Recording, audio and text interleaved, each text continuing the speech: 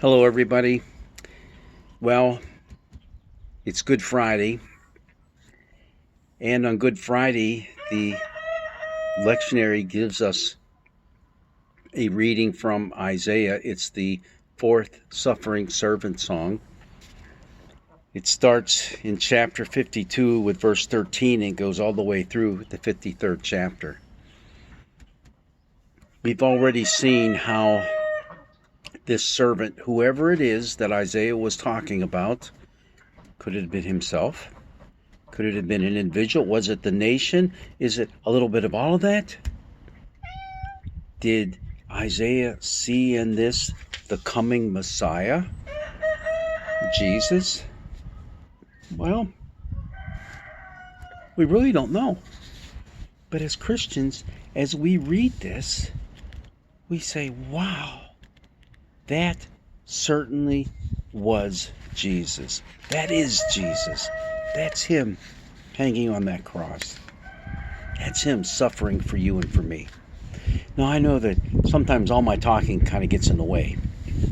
This is one of those days that can easily happen. So all I'm going to do right now is read this passage, and I'm going to leave it at that.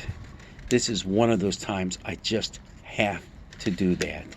And you take it from there. Starting with chapter 52, verse 13. See, my servant shall prosper.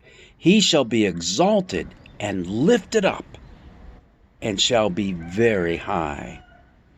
Just as there were many who were astonished at him, so marred was his appearance beyond human semblance, and his form beyond that of mortals. So he shall startle many nations. Kings shall shut their mouths because of him. For that which had not been told them they shall see, and that which they had not heard they shall contemplate. Who has believed what we have heard? And to whom has the arm of the Lord been revealed? For he grew up before him like a young plant, and like a root out of dry ground. He had no form or majesty that we should look at him, nothing in his appearance that we should desire him.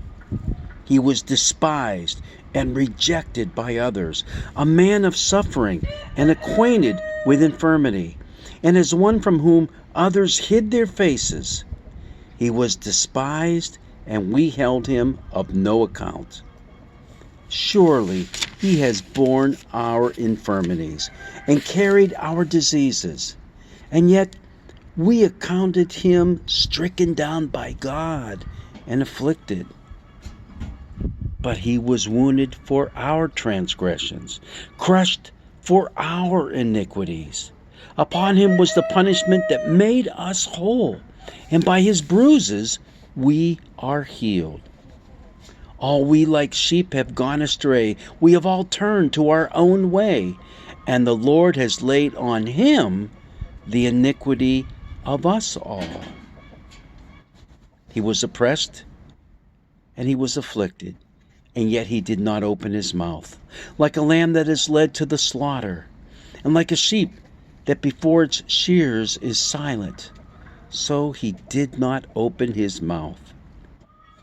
By a perversion of justice he was taken away. Who could have imagined his future?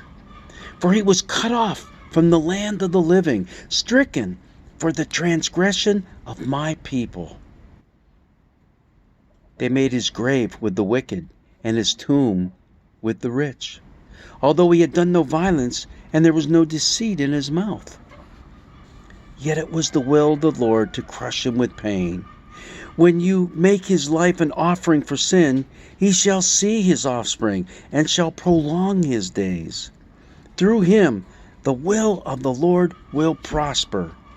Out of his anguish he shall see light. He shall find satisfaction through his knowledge. The righteous one, my servant, shall make many righteous, and he shall bear their iniquities. Therefore, I will allot him a portion with the great, and he will divide the spoil with the strong, because he poured out himself to death, and was numbered with the transgressors.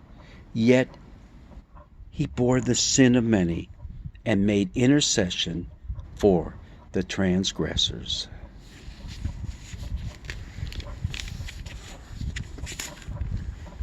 It is Good Friday. Meditate on that passage again from Isaiah 52 and 53. Look at the cross.